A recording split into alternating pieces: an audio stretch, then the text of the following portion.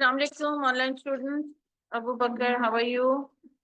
क्योंकि अभी आज हमने प्रेसी राइटिंग करनी है। पैसेज हमारे सामने ओपन होंगे और उसकी हम प्रेसी राइटिंग करेंगे। ठीक, कल हम प्रेसी राइटिंग के ऊपर बात कर रहे थे, उसके dos and don'ts of precis writing होती क्या है, and why do we do it and how do we do it, what are the certain tips और techniques we should keep in mind जब हम प्रेसी राइटिंग कर रहे होते हैं। गुड प्रेसी राइटिंग की हमने बात की थी। अब डूज पर हम बात करते हैं कि क्या हमें करना चाहिए प्रेसी राइटिंग में और क्या हमें नहीं करना चाहिए in precis writing. Start your precis by highlighting the main idea of the passage. अब मेन आइडिया हम कैसे निकालते हैं वो भी अभी आज ही की क्लास में इंशाल्लाह हम करेंगे कि मेन आइडिया होता क्या है, या मेन आइडिया को निकालेंगे जब when you will know what main idea is and how to identify the main idea। ये आपके दोनों टास्क में ये चीज काम आएगी, आइडेंटिफिकेशन ऑफ मेन आइडिया। चाहे आपने प्रेसी राइटिंग का क्वेश्चन ऑप्ट कर रहे हो, चाहे आपको वो 8 पॉइंट्स एक्सट्रैक्शन का टॉपिक क्वेश्चन आ जाता है कि जिसमें आपको पैसेज दिया हुआ है, उसमें से आपको प्रेसी राइटिंग करनी है, या उसको दे सकते हैं पैसेज दिया हुआ है और 8 मेन पॉइंट्स को फाइंड आउट कीजिए और नीचे बॉक्स में लिख दीजिए। तो मेन आइडिया को आइडेंटिफाई करना, मेन आइडिया होता क्या है, अगर ये हमें पता चल जाता है तो हम वो प्रेसी राइटिंग को भी ऑप्ट कर सकते हैं। और अगर दूसरा वाला आ जाता है 8 पॉइंट्स को एक्सट्रैक्ट करना या निकालना, तो हम उसके लिए भी इस वाली टेक्निक को अप्लाई कर सकते हैं। यहाँ तक बात कि मेन आइडिया पैसेज एक होगा, उसमें से मेन आइडियाज को हमने आइडेंटिफाई करना अपनी आंखों से, क्योंकि सारी बातें हम हाईलाइट वगैरह कर नहीं सकते वहां। अब उन हाईलाइटेड या अपने माइंड में जो हमने मेन आइडियाज को निकाल लिया है, क्योंकि ये वाला मेन आइडिया हो सकता है, ये वाला हो सकता है, उसको दो तरीकों से हमने रीराइट करना है। वो हमसे मांगेंगे या प्रेसी की शक्ल में, या वो मांगेंगे कि सीधा सीधा बनाए बुलेट पॉइंट्स और 8 मेन पॉइंट्स को जो भी आपने आइडेंटिफाई किए इस पैसेज में से, उनको आप पॉइंट्स की शक्ल में लिख दो, या प्रेसी राइटिंग की शक्ल में लिख दो, पैराग्राफ की शक्ल में। प्रेसी राइटिंग अगर हम करेंगे तो सर्टेन एलिमेंट्स हैं या रूल्स हैं वो हमने माइंड में रखते हैं, जो हमने कल बात की थी कि 1/3 होना चाहिए, अपनी ओन लैंग्वेज में होना चाहिए, सिंपल लैंग्वेज में होना चाहिए। यही सारी चीजें मेन एक्सट्रैक्ट, उसमें भी वही चीज है, कॉपी पेस्ट नहीं करोगे आप, ठीक है। और आपने अपने ओन वर्ड्स में लिखना है, उधर भी कॉम्प्लिकेटेड लैंग्वेज इस्तेमाल नहीं करनी है 8 पॉइंट्स को लिख। पॉइंट टेक्निक्स आप समझो वही होंगी आपकी, सिर्फ वहां नंबर ऑफ वर्ड्स की कैद नहीं। वहां वो ये नहीं कह रहे कि आपको इतने नंबर ऑफ वर्ड्स में ही अपने 8 पॉइंट्स को एक्सट्रैक्ट करना है। वो आपकी थोड़ी सी आगे पीछे वहां हो सकती है, क्योंकि वो कोई प्रेसी राइटिंग का रूल नहीं है। जब आप पॉइंट्स को एक्सट्रैक्ट कर रहे होते हो तो अपने ओन वर्ड्स में थोड़ा सा बढ़ा चढ़ाकर या कम करके भी लिख सकते हैं।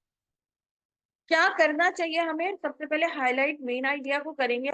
You should create external contextual, जो सियाको सबाक वाली कल मैंने बात की थी, कि उससे आप आइडिया लगा सको कि राइटर क्या कहने की कोशिश कर रहा है, या राइटर के माइंड में प्रीवियसली क्या चल रहा था जिसको माइंड में रखते हुए उसने ये वाली बात कही है। तो आपको फिर मेन आइडिया आप आइडेंटिफाई कर सकोगे। Compress and clarify the lengthy passage और a book in keywords. Compress, छोटा करना है ना, तो साइज में छोटा करना। कल मैंने बात की थी कंसाइज और प्रिसाइज, ये दो अलग अलग वर्ड्स हैं, अलग अलग मीनिंग है उनकी, प्रिसीजन और कंसाइजनेस। कंसाइज मतलब किसी भी चीज को आप छोटा कर रहे हो, ब्रीफ कर रहे हो, मिनिमाइज करके लिख रहे हो, उसके अंदर से कुछ इन्फॉर्मेशन आप निकाल, कुछ इन्फॉर्मेशन आप डाल रहे हो, जो गैर जरूरी इन्फॉर्मेशन है वो आप नहीं डाल रहे, तभी वो कंसाइज हो रहा है, साइज में छोटा हो रहा है, ब्रिविटी के साथ हो रहा है, ब्रीफ हो रहा है। प्रिसाइज का मतलब ये है कि ऑल्दो हम अपने काम को शॉर्ट कर रहे हैं, लेकिन वो होना 100% प्रिसाइज ही चाहिए। अब अगर मैं आपको कह रही हूँ कि मुझे इस तरह की बोतल ला के दें बाजार से, छोटे साइज, इसका मतलब है कि आपने साइज छोटा लाना है, लेकिन बॉटल यही होनी चाहिए, कंपनी भी यही होनी चाहिए, कलर भी यही होना चाहिए, साइज बेशक छोटा कर दो। तो आप कंसाइज कर रहे हो, लेकिन बॉटल प्रिसाइज होनी चाहिए, कि मुझे चाहिए यही, इसका सर्कमफेरेंस भी यही हो एंड ऑल दैट, और सिर्फ साइज आप छोटा कर सको। तो वो आपकी कंसाइजनेस और प्रिसाइजनेस को आपने माइंड में रखना है। साइज मींस एक्चुअल इंफॉर्मेशन जो है वही हमने मेंशन करनी है अपने ओन वर्ड्स में, लेकिन अपनी राय, अपनी ओपिनियन, अपना एक्सपीरियंस, अपनी सोच, अपनी वैल्यूज, मुझे ये पसंद है, मुझे वो पसंद है, ये इसलिए मैं कह रहा हूं मेरे नजदीक आई का एलिमेंट आपने ना ही प्रेजी राइटिंग में डालना है, ना ही 8 पॉइंट्स को एक्सट्रैक्ट करने में डालना है। आपके सामने एक चीज है तो अपने ओन वर्ड्स में लिखना है। अभी फॉर एग्जाम्पल अगर मैं आपके साथ कोई इमेज शेयर करती हूँ, उसमें दरख्त है, बेंच है, दो लोग चल रहे हैं, एक कोई भाग रहा है। अब मैंने ये इमेज आपके साथ शेयर कर दी, मैंने कहा इस इमेज को लफ्जों की शक्ल दे दो। तो उसमें अगर 3 लोग हैं तो आप चौथा इंसान नहीं डाल सकते वहां। अगर वहां सिर्फ दरख्त है तो आप उधर फूल तो लिखते हुए कि जी वहां फ्लावर्स भी है, क्योंकि वहां तो है नहीं। उधर तो 4 दरख्त थे, 3 लोग थे, टूटी फूटी सड़क थी। आपने वही मेंशन करना, ऐड नहीं कर सकते कोई चीज अपनी तरफ से। क्योंकि मुझे ये लग रहा है कि शायद आगे अगर वो भागते हुए जाते तो सामने फूल होते। एक तो वो इमेज है, दूसरा जो है बस वही है, आगे या पीछे उसकी क्या है उससे हमें कोई लेना देना नहीं। Whatever is been given to you own word में हमने लिखना बस, ठीक है। दिन है तो दिन ही कहेंगे, रात अगर पिक्चर के अंदर है तो आपने उसको रात ही कहना है। अपने पास से कोई एक्स्ट्रा इन्फॉर्मेशन नहीं डालनी जो कि ऑलरेडी वहां मेंशन ना हो। डोंट्स पे आते हैं। Do not express your own opinion, wish, remark और अपना तंज मजा, अपनी एक्सपीरियंस, अपने रिमार्क्स, अपना व्यू पॉइंट, हमने कोई भी चीज वहां नहीं डालनी। Do not insert any question in your pressing. कोई सवालिया स्टेटमेंट नहीं देनी आपने वहां, कोई क्वेश्चन नहीं डालना उसके अंदर।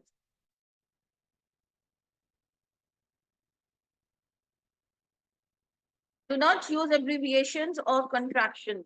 एब्रीविएशन का मतलब पता है? एब्रीविएशन वो होते हैं, इधर हम जहाँ बैठे हैं, सीएफई। सीएफई और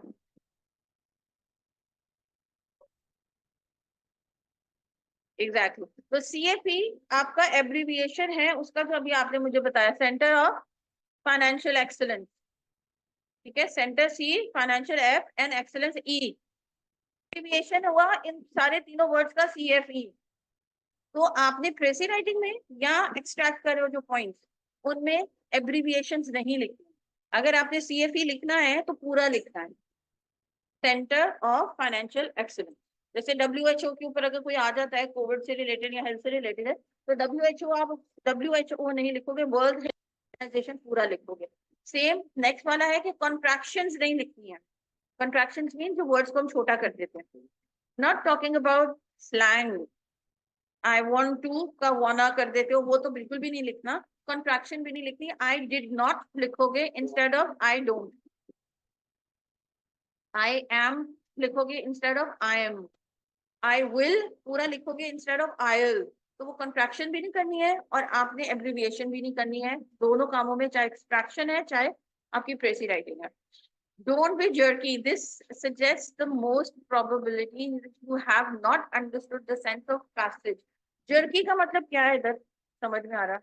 कि ऐसा ना हो कि आप जो ना जैसे धक्का मार के गाड़ी को स्टार्ट करें, कि कभी आप चीज लिखते लिखते अचानक ब्रेक आ गया, कुछ उल्टी पुल्टी चीज लिख दी, फिर अचानक से आपने सही लाइन पकड़ ली और फिर से लिखना शुरू कर दिया। तो आपकी फ्लो होना चाहिए एक ट्रेसी राइटिंग के अंदर, और आपकी जो पॉइंट्स एक्सट्रैक्ट कर उनमें भी फ्लो होना चाहिए। ऐसा नहीं है कि पॉइंट नंबर 5 आपने 1 पे लिख दिया, 2 पॉइंट आपने 7 पे लिख दिया, 8 वाला पॉइंट आपने 2।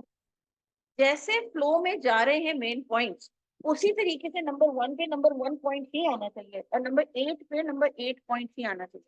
तो पॉइंट्स में अगर बना रहे हो तो भी उसमें फ्लो रहना चाहिए, जर्क नहीं आना चाहिए कि पढ़ते पढ़ते बंदे को लगे कि ये वाली बात तो यहाँ नहीं थी।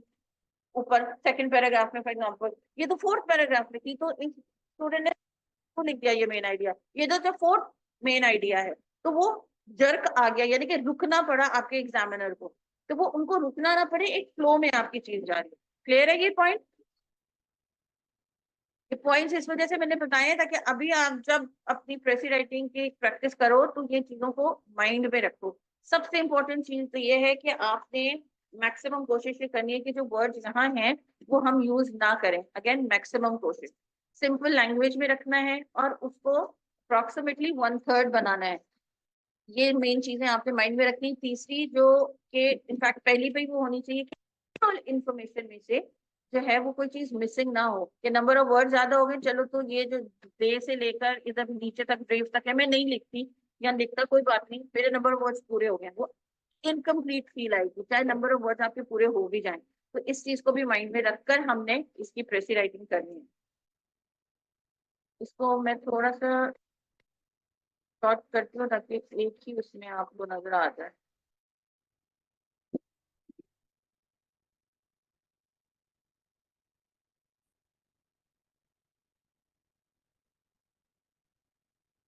विजिबल है? पीछे बच्चों को विजिबल है?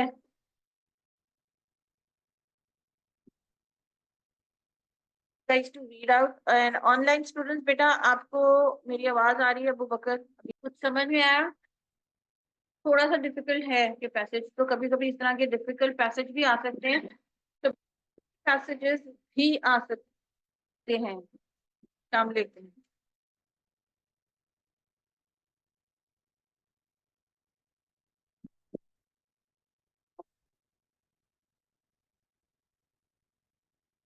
हम थोड़ा सा इजी पे जाते हैं, फिक्र नहीं करो, अभी मुश्किल काम नहीं है मेन आइडिया को निकालना।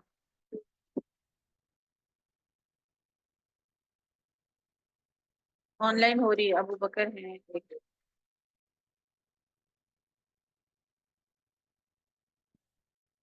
जी, मेन आइडिया क्या होता है?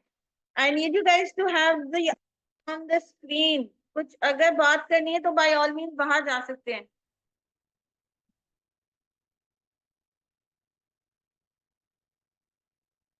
The main idea is the central or the most important idea in a paragraph or a passage. It states the purpose and sets the direction of the passage.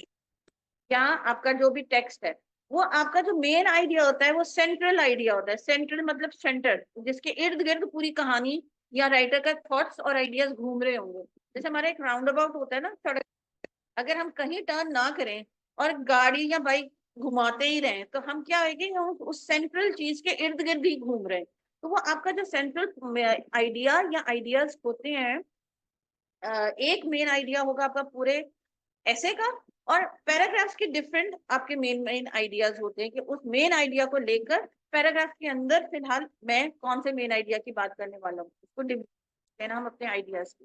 तो वो आपका central part होता है passage का या text का। उसके आसपास आपका राइटर आपको लेके चल रहा होता है, और मेन आइडियाज को पढ़ने से और समझने से या आइडेंटिफाई करने से हमें समझ में आता है कि हमारा राइटर की डायरेक्शन या उसकी सोच क्या है, वो किस टोन में बात कर रहा है।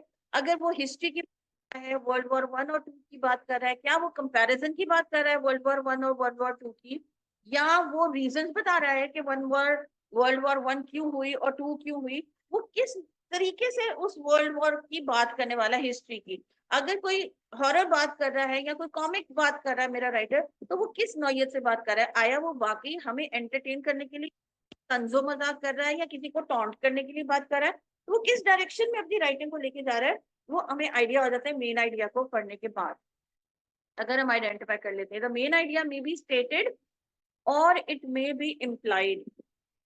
कभी कभी सीधा सीधा आप पढ़ोगे तो आपको लगेगा कि ओके ये मेरा मेन आइडिया मुझे लग रहा है इसके बारे में ही पैराग्राफ होगा, लेकिन कभी कभी मेन आइडियाज इम्प्लाइड होते हैं या इन्फर्ड का वर्ड यूज होता है यहाँ। इसका मतलब ये है कि सीधे सीधे अल्फाजों में ओपनली राइटर ने आपको मेन आइडिया, वो अंदर अल्फाजों में हमने पैराग्राफ में खुद ही ढूंढना है कि पैराग्राफ में क्या बात करने वाला की कोशिश कर रहा है राइटर।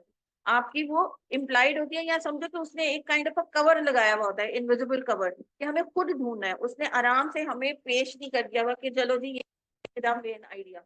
वो कभी कभी राइटर्स क्रिएटिविटी पैदा करने के लिए, क्यूरियोसिटी पैदा करने के लिए रीडर्स में, वो अपने मेन आइडिया को इस तरह भी हैंडल करते हैं कि वो नहीं बताते, लेकिन उन्होंने बातें की हुई भी होती है मेन आइडिया की। वो रीडर भी छोड़ देते हैं कि वो रीडर किस तरह आइडिया लगा सकता है कि इस सेक्शन के अंदर मेरे राइटर ने कौन से मेन आइडिया के बारे में बातें की है। वो अभी हम एग्जाम्पल जिसके भी देखते हैं।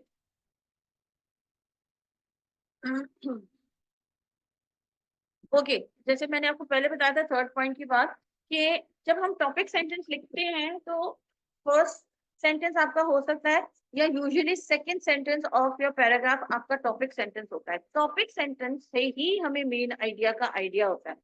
टॉपिक सेंटेंस का मतलब ये है कि मैं इसके बारे में लिखने वाला हूँ, ठीक है।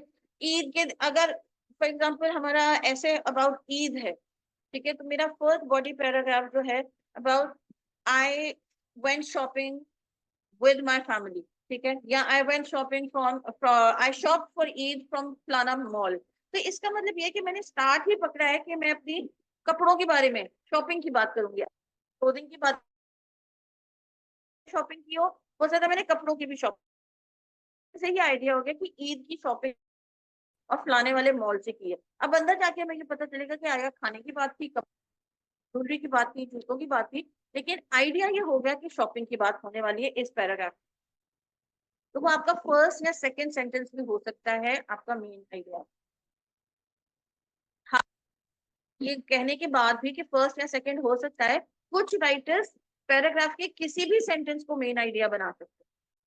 तो हमें अच्छे राइटर्स भी मिल सकते हैं, अच्छे से मुराद जो कॉमन एक जर्नल रूल फॉलो करते हैं कि फर्स्ट या सेकंड में उन्होंने टॉपिक सेंटेंस दे दिया। हर से हटकर राइटर्स भी मिल सकते हैं, ऐसा पैसेज भी आ सकता है कि जिसमें हमारे वो राइटर्स उन्होंने फर्स्ट या सेकंड सेंटेंस में हमें वो टॉपिक सेंटेंस ना दिया हो। इसका मतलब है कि हमें थोड़ी सी इन डेप्थ रीडिंग उस सिचुएशन में करनी पड़ेगी। एग्जाम्पल्स आप लोगों के साथ शेयर करती हूँ मैं, इसको जरा पढ़िएगा प्लीज टू योरसेल्फ। ये वाला फर्स्ट पैराग्राफ, पैराग्राफ 1। यूट्यूब सुन रहे हो तो पता चलेगा ना, फिर वी मैम करने की जरूरत नहीं पड़ेगी। Read the paragraph 1।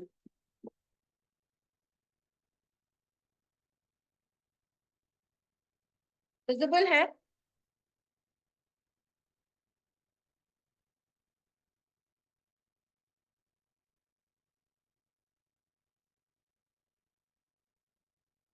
It is often said that lightning never strikes twice in the same place, but this isn't true. यहाँ लाइटनिंग की बात हो रही है, बिजली कड़कना या बिजली गिरना रादर। गो आस वो कह रहे हैं कि यहाँ ज्यादातर माना जाता है कि काइंड ऑफ अ मिथ है कि बिजली जो है ना वो एक जगह पे दो से टाइम से ज्यादा नहीं गिरती, लेकिन ये बात सही नहीं है। इसका मतलब ये है कि ये हमारा टॉपिक सेंटेंस है और इसी बिजली के गिरने के बारे में बात होगी नीचे, कि वो बंदा ये कह रहा है कि ऐसा नहीं है कि एक दफा से दूसरी दफा बिजली नहीं गिरती एक जगह के ऊपर। Go ask the forest rangers. Rangers summers as firefighters will tell you that every thunder shower brings several bolts of lightning to their lookout station। ये वो कहते हैं कि का एक से दो दफा गिरना ये एक मिथ है, एम ही बोला जाता है क्योंकि ये चीज ट्रू नहीं है। वो कह रहा है कि जाओ और उन फॉरेस्ट रेंजर से पूछो, यानी कि जो फॉरेस्ट के अंदर हमारे ऑफिसर्स होते हैं जो जंगलात की हिफाजत कर रहे होते हैं, उनसे जाके पूछो कि जहाँ वो उनके छोटे छोटे स्टेशन जहाँ वो रहते हैं या जहाँ वो काम करते हैं, उनके उन स्टेशन के ऊपर कितनी बार बिजली गिर चुकी है। अब ऐसे सिचुएशन में इसको ब्रैकेट में जो लिखा हुआ है वो पढ़ना।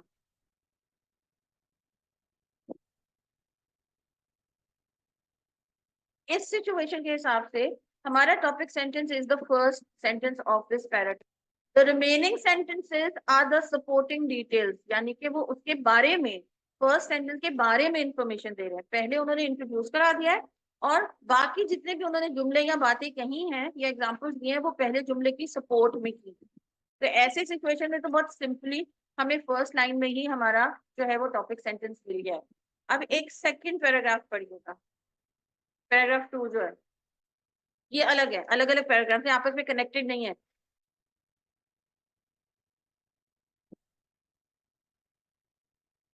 सॉरी, बीच में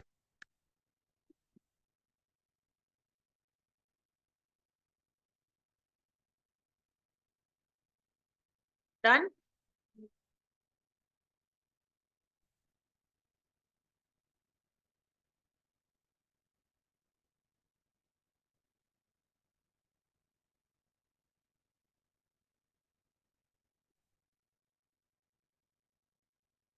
costs were low that year and output high. There was a good, अब ये पहले वाले जुमले से हमें नहीं पता चल रहा. Costs were low this year and output high. किस चीज की cost? नहीं पता. ठीक है, तो ये बेसिक इंफॉर्मेशन हमारी नहीं हो सकती, मेन आइडिया हमारा नहीं हो सकता, क्योंकि वो अब्रप्टली रैंडमली एक बात शुरू कर दी है. They were good person for each job and market remain firm. कौन सी मार्केट, कौन सी जॉब, कौन सा बंदा, नहीं अभी ऐसा समझ में आ रहा. They were two losses from fire. All in all it was the best years in the history of the company. अब लास्ट वाले जुमले से समझ में आया कि किस की बात हो रही है, और ये जो लोगों की बात हो रही थी यहाँ, वो ऑब्वियसली यहाँ काम करने वाले लोगों की बात हो रही थी, तो वो सारी डिटेल्स उसने पहले बता दी है आपको स्टार्टिंग के अंदर, और मेन बात जो मेन मुद्दा है जिसके बारे में वो उसने ये सारी इंफॉर्मेशन बताई है, वो उन्होंने एंड में रखी है. अब इसको पढ़िएगा, नीचे जो ब्रैकेट में लिखा हुआ है, the first three sentences give to explain why it was the best year for the company. ये इन वजूहातों की वजह से जो है वो इस साल हमारी जो है वो इनकम बहुत ज्यादा हुई है. हम इसको उल्टा भी कर सकते हैं, हमारी इनकम इस साल बहुत ज्यादा हुई है. अगर बंदा पूछे किस लिए, फिर आप रीजंस बताओगे, तो वो आप उसको उलट भी कर सकते हो, लेकिन ऑपोजिट में भी कर सकते हो कि पहले आप डिटेल्स बता देंगे, तो ऐसी सिचुएशन में फिर हमें मजीद नीचे और पढ़ना पड़ेगा कि मेरा टॉपिक सेंटेंस का है, मेन आइडिया का है. क्योंकि हम अगर आइडेंटिफाई करेंगे तो हम इन वर्ड्स को या इन सेंटेंसेस को अपने ओन वर्ड्स में लिखकर आइडेंटिफाई नहीं कर सकते कि ये मेरे मेन आइडिया है, मेरा मेन आइडिया ये है. तो इसको हमने अपने ओन वर्ड्स में वहां प्रेसी की राइटिंग की शक्ल में लिखना है. मेन पॉइंट्स को एक्सट्रैक्ट करे हो तो भी अपनी ही लैंग्वेज में लिखना है. प्लीज माइंड में रखिएगा कि अगर आइडेंटिफाई कर लो 8 मेन पॉइंट्स के एक्सट्रैक्शन में, उसको कॉपी पेस्ट नहीं कर सकते हो. रूल वही है जो प्रेसी वाला है, लिखना है आपने, आइडेंटिफाई करना है, but you have to write it in your own words and as simple as possible.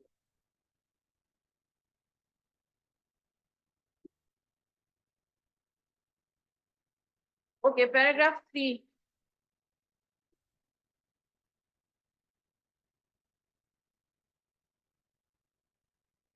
Cellphone में क्या देखते हो आप लोग दोनों? हाथ में सेलफोन है, जब से गर्दन नीचे है, तो उसको क्यों देख रहे हो फिर? सेलफोन ऐसा अगर बंद है तो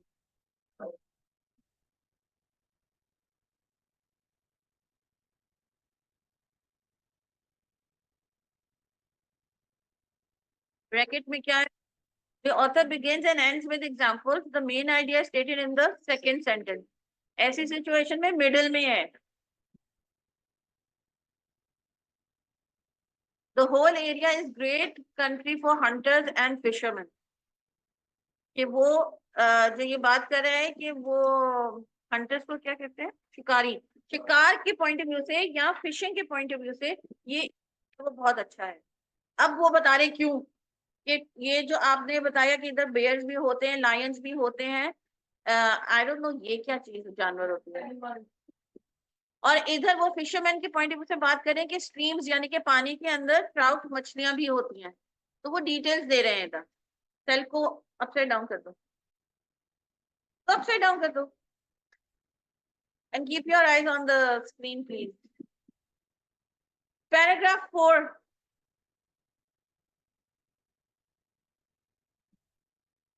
सॉरी, समझ नहीं आई, कहाँ लिखा हुआ है? डियर किरण, DEAR डियर इंसानों के लिए यूज हो सकता है, होता है रादर. वैसे वो जानवरों के लिए भी हो सकता है, लेकिन आउट ऑफ अफेक्शन यूज करते हैं वो. ये डियर है, ये बेयर है, जिसको उर्दू में रीछ कहते हैं.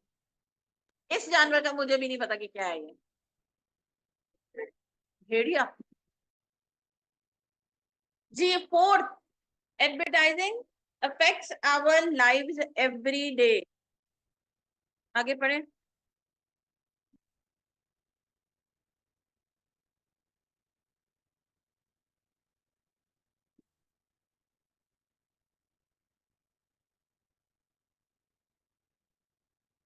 ये भी एक है पैराग्राफ लिखने का, जिसमें पैराग्राफ लिखने वाला फर्स्ट और लास्ट लाइन के अंदर बातों को रीस्टेट करता है। इसी पॉइंट को मद्देनजर रखते हुए स्किमिंग और स्किमिंग की एक टेक्निक आप लोगों के साथ मैंने शेयर की थी कि फर्स्ट लाइन और लास्ट लाइन पढ़नी है, क्योंकि अगर आपकी पीस ऑफ राइटिंग इस तरह के ऑथर ने लिखी हुई है तो स्टार्टिंग में और आपको एंड में उस राइटर ने वो दो बातें दोनों दफा दोहराई हुई होंगी, तो आपको आइडिया हो जाएगा कि स्टार्टिंग में भी और एंड में भी उसने यही बात की हुई है, तो मुझे मिडिल एरिया का आइडिया हो जाएगा। स्किमिंग के अंदर हम ये करते हैं कि फर्स्ट लाइन पढ़ते हैं और लास्ट लाइन पढ़ते हैं, कीपिंग इन माइंड के शायद ऑथर ने दिस टाइप ऑफ पैराग्राफिंग की राइटिंग की हुई होगी। हर दफा आपको लास्ट लाइन में जरूरी नहीं मिले, हर दफा जरूरी नहीं कि आपका टॉपिक सेंटेंस आपका फर्स्ट सेंटेंस होगा, लेकिन एक जर्नलाइज जो है वो स्किमिंग का रूल ये है कि पहली और आखिरी लाइन आपको पढ़नी है, कि ज्यादातर लोग इसी में ही अपना मेन आइडिया को डिस्कस करते हैं।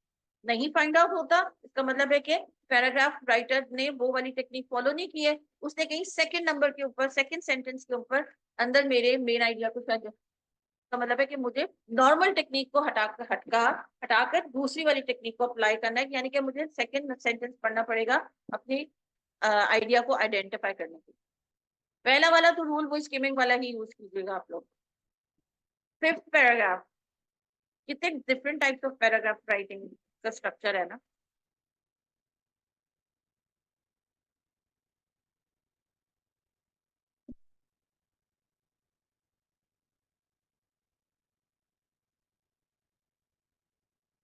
फिर एक कंपैरेटिवली इजी पैराग्राफ आपको साथ शेयर करती हूँ जिसके एमसीक्यूज आप लोग कर चुके हो, तो उसकी प्रेसी राइटिंग करें अभी।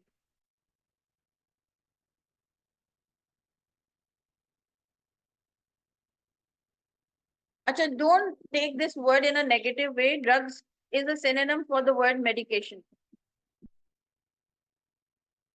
आपको के वंडर भी लग दिया वर्ड और ड्रग का वर्ड भी लगा दिया, how can drug B wonderful. Penicillin is one of the greatest of the wonder drugs, यानी कि मेडिकेशन बहुत, ठीक है वो राइटर कह रहे हैं, it has saved thousands of lives already and will save many more in the future. ये बात भी उन्होंने पेंसिलिन के पॉजिटिव में कर दी। अनफॉर्चुनेटली का मतलब अब वो ऑपोजिट में बात करने वाले हैं।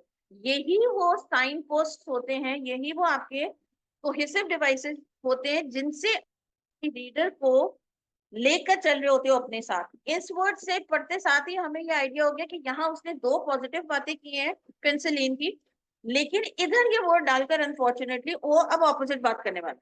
तो हम भी एज राइटर्स जब ऐसे राइटिंग करेंगे तो हमने भी ये वर्ड्स इस तरह के डालने हैं ताकि हम अपने रीडर को स्मूथली अपनी राइटिंग के एंड तक लेके जा सकें, कंफ्यूजिंग आवर रीडर और एग्जामिनर जो भी आपका चेक करेंगे। Unfortunately it has no affect at all on most of the ills of mankind। वो ये कह रहे हैं कि इतना अच्छे होने के बावजूद दुनिया में ऐसे बहुत सारे डिजीजेस हैं, इल्स का मतलब डिजीजेस हैं कि जो जिन पर वो काम नहीं कर पा, बहुत सारी डिजीजेस पे उसने काम किया है, लेकिन अभी भी बहुत सारी डिजीजेस ऐसी है कि जो कि वो काम में नहीं ला पा रहा है, उसका क्योर नहीं निकाल पा रहा। Penicillin is a very good drug, दोबारा से रीस्टेट कर रहे हैं, but it is certainly not a cure all. Cure मतलब इलाज, उसका सारों के लिए ये फायदेमंद साबित नहीं हो रहा, ऑल्दो वो एक बहुत अच्छी ड्रग या मेडिकेशन है। The author has split the main idea, उसने अपने मेन आइडिया को यहाँ डिवाइड किया है दो हिस्सों के अंदर। एक जगह वो उसकी पॉजिटिव की बात कर रहे हैं और दूसरी जगह ये बता रहे हैं मेन आइडिया उनका ये भी है, हम इसको इग्नोर नहीं कर सकते, ये भी उतना ही इंपॉर्टेंस रख, पेंसिलिन इटसेल्फ इंपॉर्टेंस रखती है इधर, कि उन्होंने स्प्लिट किया अपने आइडिया को, एक जगह उसकी बेहतरी बता रहे हैं, पॉजिटिव बता रहे हैं, और दूसरा उसका आउटकम भी बता रहे हैं कि जी सारों के लिए, सारी बीमारियों के लिए वो काम में अभी तक नहीं आई है। तो दो आइडियाज उन्होंने स्प्लिट किए हैं यहाँ, इधर उन्होंने दो मेन आइडियाज की बात, या रादर आप कह लो कि मेन आइडिया को स्प्लिट किया है। इधर ही जैसे कि one of the greatest wonders of world but it is not curing every disease, एक ही जुमले में वो अपना पूरा मेन आइडिया लिख देते, लेकिन उन्होंने उसने इस राइटर ने डिवाइड करा है अपने मेन आइडिया को रादर। सिक्स्थ वाला I think it's the last, या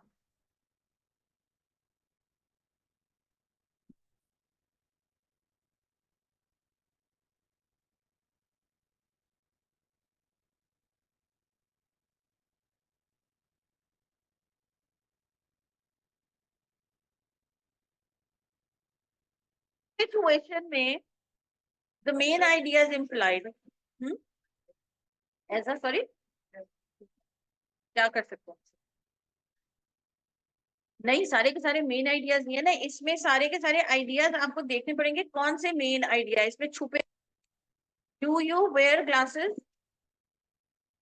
make show your glasses fit well, the earpiece should be eye level। वो आपको इंस्ट्रक्शंस दे रहे हैं कि अगर आप ग्लासेस पहनते हो तो आपने ये चीजें माइंड में रखनी है। Keep your glasses in a case, उनको साफ रखो, केस में रखो, कपड़े के साथ साफ करना, ढीले नहीं, घूमने नहीं चाहिए, टाइट नहीं होने चाहिए। तो मेन आइडिया क्या लग रहा है आपको? दिस विल प्रिवेंट स्क्रैचेस, अगर ध्यान से रखते हो। Keep the lenses clean, soft cloth से उसको साफ करना। All of the sentences in the paragraph give details about the main idea. In this paragraph, the implied main idea is taking care of your glasses. कि आपका main हुआ है वो, और वो मेन आइडिया ये है कि आप किस तरह अपने ग्लासेस को हिफाजत से रख सकते हो। That is the main idea which the writer did not literally convey in words कि ये मेरा मेन आइडिया है। उसने हेडिंग नहीं दी, स्टार्टिंग नहीं पकड़ा कि how to take care of your glasses, वो नहीं बताया उसने। मगर वो ना बताकर भी उसने सारी चीजें बता दी हैं उसके बारे में। वो होती है इम्प्लाइड मीनिंग कि एज सच आपको ढूंढने से भी यहाँ मेन आइडिया मिलेगा नहीं। वो हमने मेन आइडिया अपने माइंड से निकालना है, समझ करके। ये वाला पैराग्राफ उस राइटर ने इम्प्लाइड मीनिंग या इन्फर्ड मीनिंग का दिया गया, बात की रेफरेंस दे रहा है यहाँ, लेकिन वो बात उसने मेंशन की नहीं है इधर। ठीक है, इन्फर्ड या इम्प्लाइड का मीनिंग वर्ड यहाँ यूज होता है। कुछ कुछ सॉरी कुछ कुछ कुछ कुछ भी हो जाए ना तो काफी कुछ है, वो थोड़ा थोड़ा कुछ और इधर से कुछ मिला के काफी कुछ हो जाएगा। जी जी।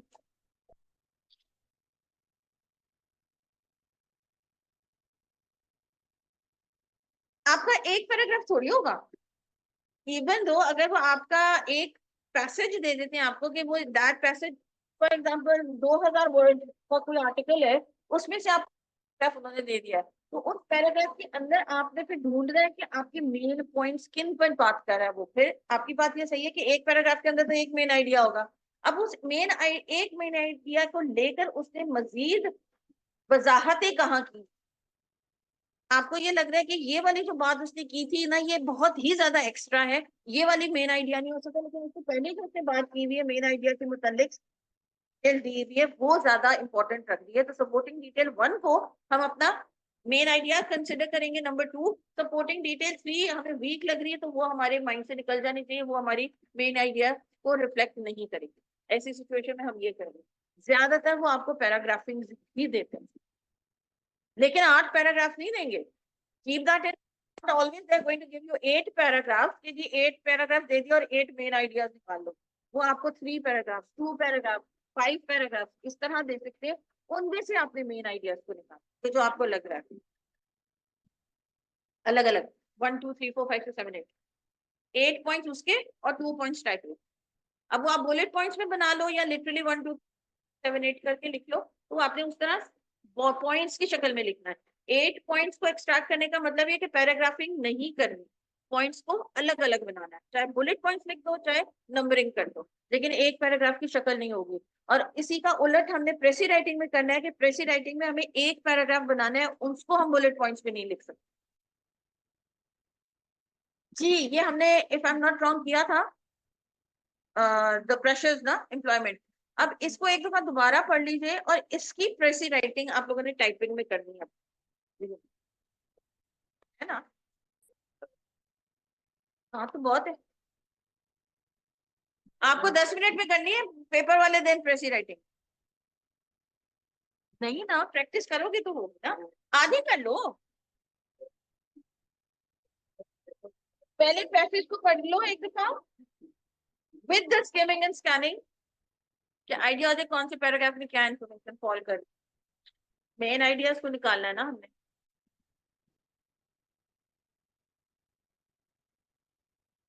जी अबू बकर, आप अपने सिस्टम पे इसकी प्रेसी राइटिंग टाइप करके मेरे साथ शेयर कर लीजिएगा। बुक में से है बेटा एक्सरसाइज 6.6।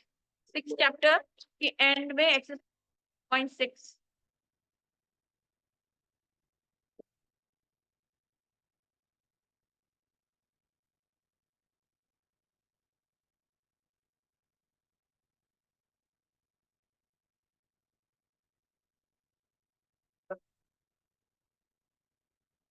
अंदाजन अभी इस सिचुएशन में अंदाज, क्योंकि ये आपका जो है if I am not wrong ये 300 वर्ड से ज्यादा है।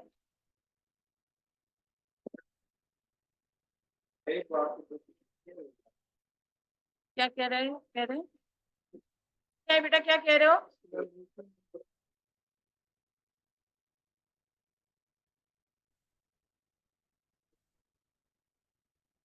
आपकी बुक में है, बुक ओपन कर लो if you have it with you. Cell phone में होगी।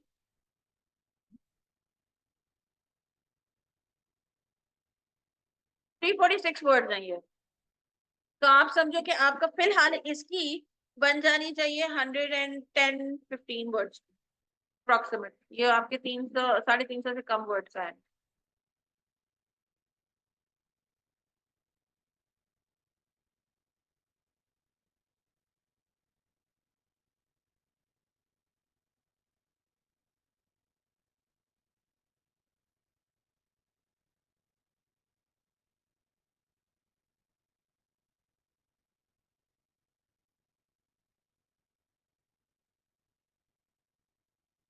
आई होप कि बुक ही देख रहे हो। सॉरी, समझ आई? नहीं, अगर कर रहे हैं तो मेन पॉइंट्स नहीं बनाने, डायरेक्ट प्रेसी राइटिंग टाइप करना। और अगर 8 पॉइंट्स की एक्सट्रैक्शन वाला क्वेश्चन आ रहा है तो उसके अंदर आपने 8 पॉइंट्स को एक्सट्रैक्ट करना है, कोई पैराग्राफ नहीं करनी है। लेकिन दोनों सिचुएशन में स्टार्ट से ही होना चाहिए। ऐसा नहीं है कि हम थर्ड पैराग्राफ में बात हुई भी है कि आपको अपने आप से सवाल ज्यादा पूछने चाहिए, तो वो हमारा फर्स्ट पॉइंट नहीं हो सकता एक्सट्रैक्शन का। ना ही हम पैराफ्रेजिंग सॉरी प्रेसी राइटिंग स्टार्ट कर सकते हैं थर्ड या फोर्थ पैराग्राफ के मेन आइडिया से। हमने उसी स्मूथनेस और सीक्वेंस से ही चलना है कि पहला मेन आइडिया कौन सा था, दूसरा कौन सा था, तीसरा कौन सा था, उसको हमने पैराग्राफ की शक्ल देनी है फॉर प्रेसी राइटिंग। और एक्सट्रैक्ट करे उधर मेन पॉइंट्स को, तो भी पहला जो आपको आपके उसमें है मेन पॉइंट, वो फर्स्ट नंबर भी आएगा, तो सेकंड थर्ड से लेकर 8 तक। आपके ऑर्डर नहीं चेंज होना चाहिए, ना राइटिंग में ऑफ प्रेसी और ना ही एक्सट्रैक्शन में।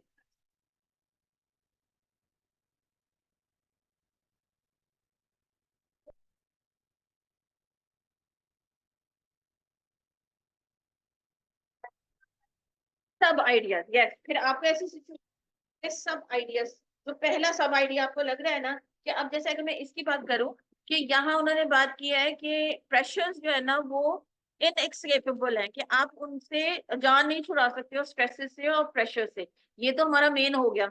अब इसी में अगर हमने देखना कि हमारे नंबर ऑफ आइडियाज अभी पूरे नहीं हुए, पैराग्राफ्स खत्म हो गए, कहाँ से बनाए 8, तो इसी सेकंड वाला ये निकालोगे कि आपको क्या ऐसे प्रेशर्स का सामना करना पड़ता है जिसने राइटर ने बात की हुई है। वो ये है कि लॉन्ग आवर्स वर्क करना पड़ता है और आपको शायद जो है वो फाइनेंशियल इश्यूज क्रिएट हो सके। तो वो दो बातों को आप फिर अपना सेकंड पॉइंट बना लो। लेकिन ये you will need to maintain your faith in business often to face people, हमारा इररेलेवेंट होता है। तो हमने ये देखना है कि मेन आइडिया की करीब करीब तरीन कहाँ बात वो बंदा कर रहा है, तो वहां हमारा मेन आइडिया ये बन जाएगा। सिचुएशन में जब कमी आ रही है नंबर ऑफ वर्ड्स की, तो हम नंबर ऑफ आइडियाज की, तो फिर ये वाला आइडिया हम इसमें जोड़ देंगे कि ये आपको ज्यादा देर काम करना पड़ता है और फाइनेंशियल इश्यूज क्रिएट हो सकते हैं। लेकिन ये जो तीसरा सेंटेंस हमारा है, हमारा मेन पॉइंट की शक्ल इख्तियार नहीं कर सकता, क्योंकि ये बिल्कुल ही एक्स्ट्रा और आप समझे जर्नलाइज्ड बात कर रहा है। ठीक है,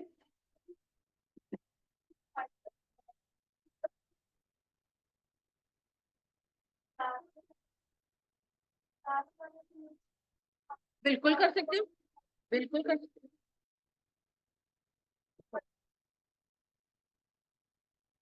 नहीं कोई नहीं है, लेकिन उसको हेडिंग नहीं देनी है कि वो सब आइडिया है, वो आपका सेकंड नंबर पे चला जाएगा। थर्ड का आपका फिर सेकंड पैराग्राफ का आपको अच्छा मिल गया। अब फोर्थ पैराग्राफ में भी आपको एक अच्छा मिल गया, लेकिन आपके 8 पॉइंट्स आपने निकालने हैं ना, तो वो इस वजह से कह रहे हैं कि आप सेकेंडरी आइडियाज को यूज कर सकते हो, लेकिन जो थर्ड या फोर्थ वजाहती मजीद देता चला जा रहा है राइटर, वो नहीं इंक्लूड करनी। पहला टॉपिक सेंटेंस जो मेन आइडिया, और उसके साथ जो सेकंड सेंटेंस वो दे रहा है उसी की बात को थोड़ा सा आगे बढ़ाते हुए, that can be another main idea, लेकिन उसकी मजीद एग्जांपल्स एग्जांपल्स एग्जांपल्स वो नहीं। वो फिर अब समझो कि कमजोर होते जा रहे हैं उसके जो है ना वो आर्ग्यूमेंट्स, तो वो कमजोर वाले। अभी आप पहले मेन आइडियाज को आइडेंटिफाई करो कि क्या आपको लग रहे हैं, और फिर अपनी सहूलियत के लिए अगर अभी लिखना चाह रहे हो तो मेन को जो है ना वो राइट डाउन कर लो एज इट इज, फिर उसको पैराग्राफ की शक्ल दे दो।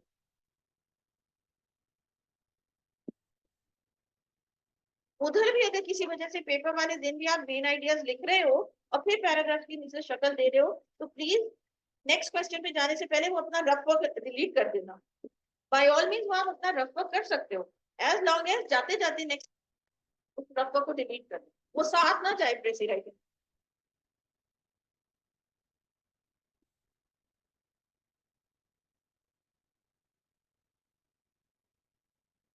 मेरी क्लास में आके बच्चों की तबीयत क्यों खराब हो जाती है?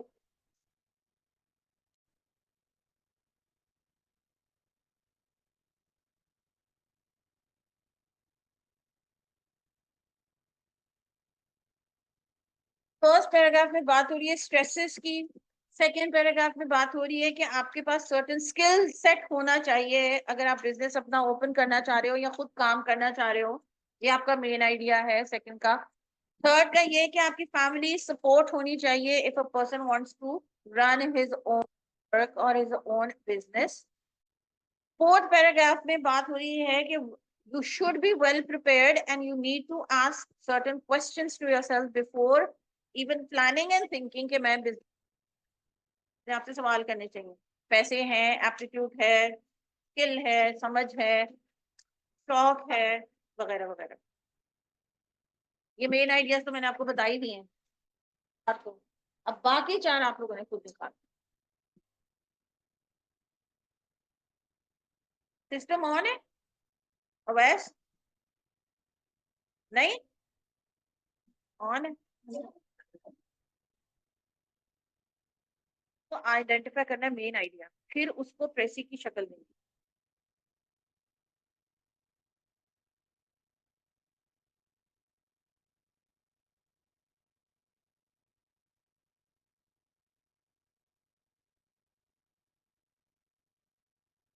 जब ये इस तरह के टेस्ट रिटन वर्क में होते हैं ना कि टाइपिंग में हाईलाइट कर सकते हैं उनको, तो आसानी हो जाती है कि ये मेरा मेन आइडिया, ये मेरा मेन आइडिया। ऐसे में आप लोग अब हाईलाइट नहीं कर सकते हो, अब आपको माइंड में रखना है इसको।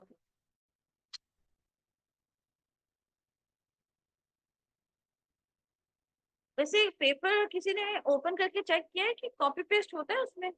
कंट्रोल सी और कंट्रोल वी काम करता है उधर? अच्छा लग करता।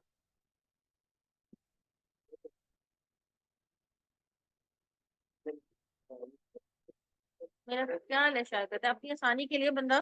अगर तुम्हारी इजाजत है और आप कर सकते हो तो आप इस चीज को हाईलाइट किया कि आपको ये लग रहा है कि ये मेरा मेन आइडिया हो सकता है, तो उसको कॉपी करो और अपने नीचे बॉक्स में अपनी सहूलत के लिए लिख दो। उसके बाद आपने मेन पॉइंट्स को हाईलाइट कर लिया, वो आपके सामने लिखे हुए, और उन्हीं को माइंड में रखते हुए अब आप प्रेसी राइटिंग अपनी करना शुरू करो। लेकिन प्रेसी राइटिंग जैसे ही कंप्लीट हो तो उस रफ वर्क को डिलीट कर दो, अगर होता है तो। Not sure. सिस्टम में है वैसे हमारा डाउनलोड हुआ हुआ। अभी ये क्लास एंड करते हुए चेक करते हैं। सेकंड पैराग्राफ की हमने बात की थी परसों जब हम आंसर ढूंढ रहे थे कि क्या होगा। सोचो, फर्स्ट लाइन नहीं है।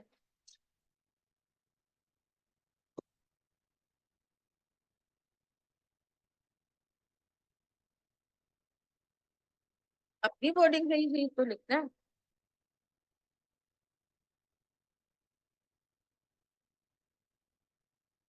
अच्छा, फर्स्ट सेकंड पैराग्राफ में फर्स्ट लाइन क्यों नहीं लग रही है हमें topic sentence? There will be time when you lonely and frustrated.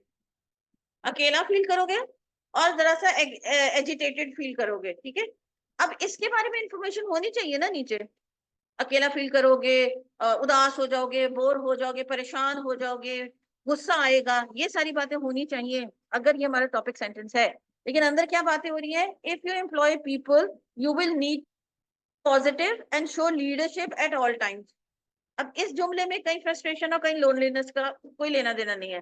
There will be times when you need to be tough and be prepared to discipline difficult employees. इधर भी कोई लोनली और फ्रस्ट्रेशन की ऐसा बात नहीं हो रही है। और make difficult demands of your suppliers, you need right and helpful even when your awkward customer is giving you tough time. तो आपका सेकंड वाला जो है वो है कि आपके पास सर्टेन स्किल सेट होनी चाहिए, जो है वो मेन आइडिया है। और स्किल सेट क्या होनी चाहिए आपके पास? पॉजिटिव एटीट्यूड हो, लीडरशिप स्किल्स हो, मतलब बुरे वक्त के अंदर आप काम रह सको, ये वाली स्किल्स हो। तो आपका स्किल सेट से रिलेटेड है ये सेकंड पैराग्राफ।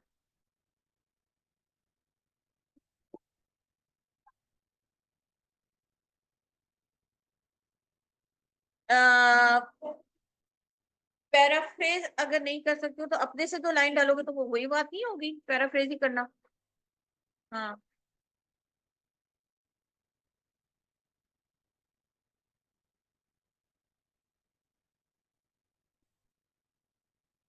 इन, ठीक है।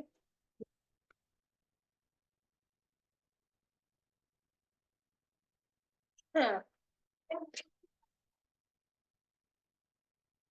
किससे रिलेटेड है खुद समझ के फिर लिखना।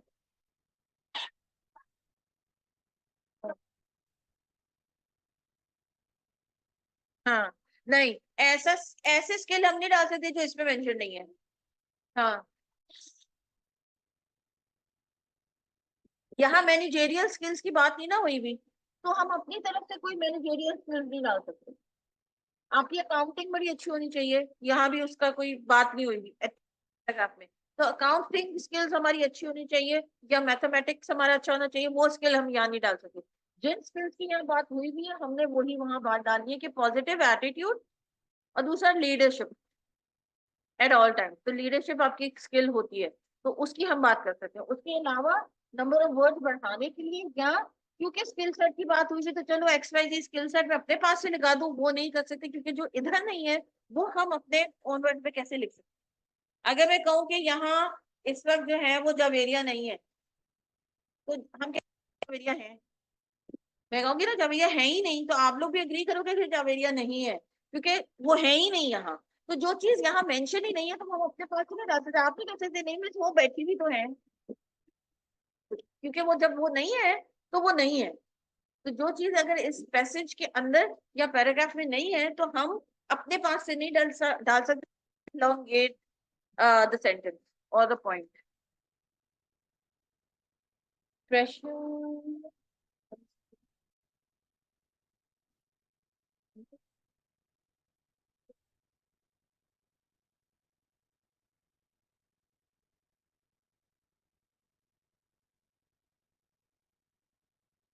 क्या?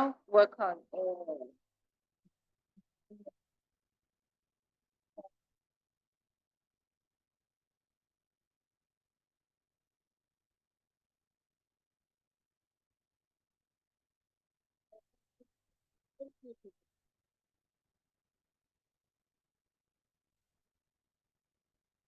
A person,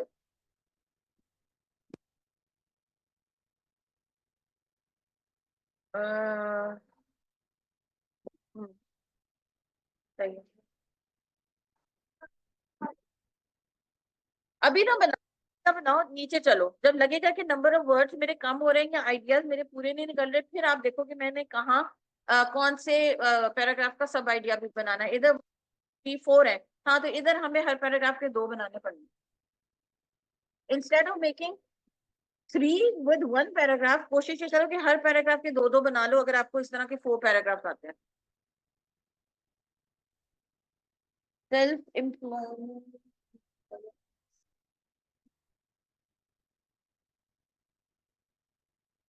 तो ये थर्ड पैराग्राफ है।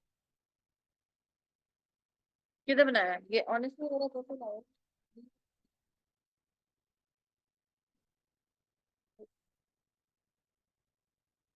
ऑनेस्टी वाला।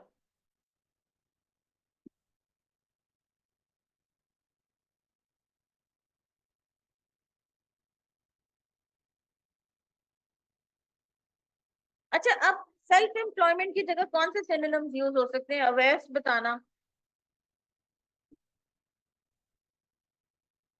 सेल्फ एम्प्लॉयमेंट की जगह कौन सा वर्ड या वर्ड।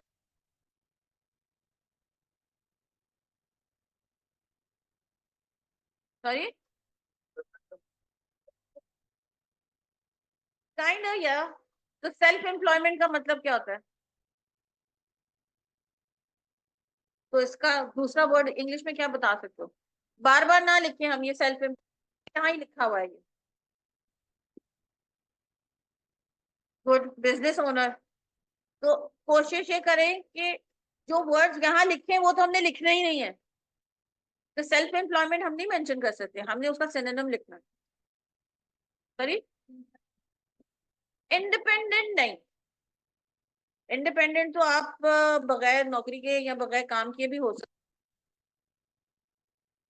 इधर बता रही है कि अर्निंग की, जॉब करने की।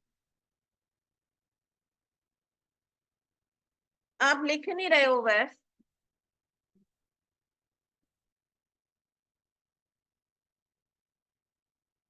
कौन से पैरा में?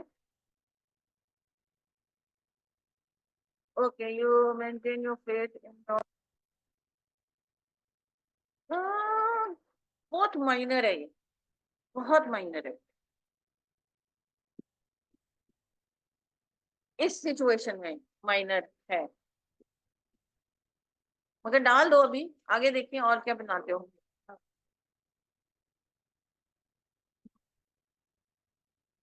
अब एक पैराग्राफ में बहुत ज्यादा मेन आइडियाज नहीं ना निकाल सकते, ये भी तो इशू है। सिर्फ 2.5 लाइनों का ये पैराग्राफ है, इसमें हमने कितने निकाले हैं मेन आइडिया? 3 सेंटेंसेस है और तीनों के ही हमने मेन आइडियाज निकाल लिए। तो वो ऐसी सिचुएशन में एक पैराग्राफ में तीनों सेंटेंस के मेन आइडिया नहीं होते थे। हाँ फिर कर देगा। हाँ फिर कम कर लेगा।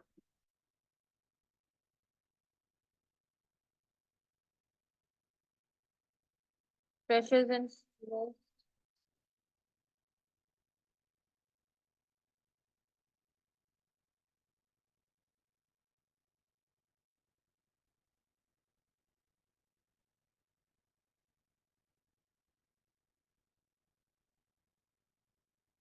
हाँ यूज हुआ है तो कर्टियस का वर्ड यूज कर दो। शो कर्टियसली यहाँ पे लाइक कर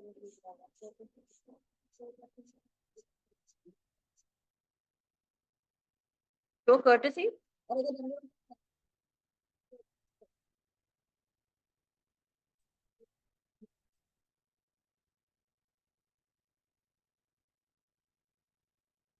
वैसे काम नॉट रॉन्ग।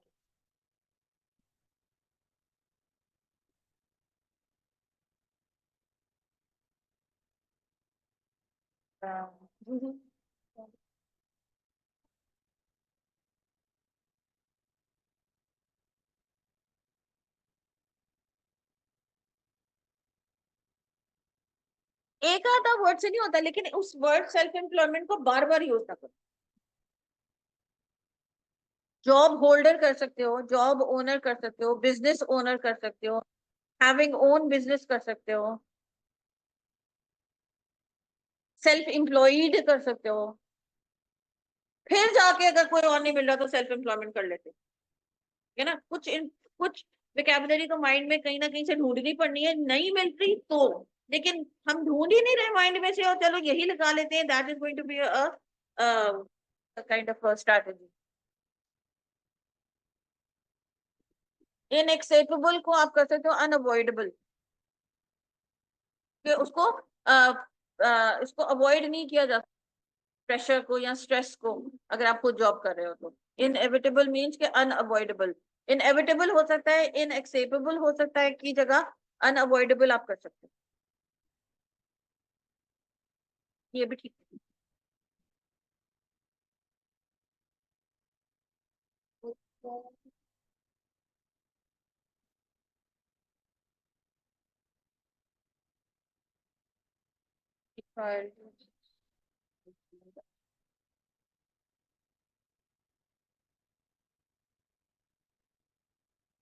ये कहाँ से निकाला है?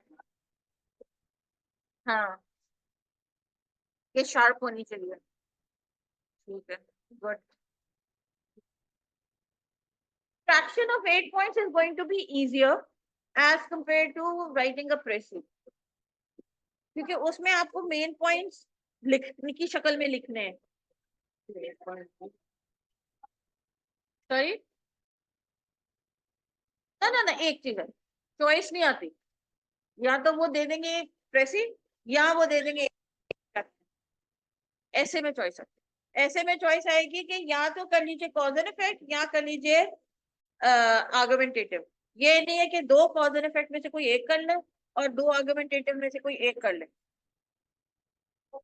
एक, ऐसे एक लिखना है, या कॉज एंड इफेक्ट का एक टॉपिक है उस पे लिख लें।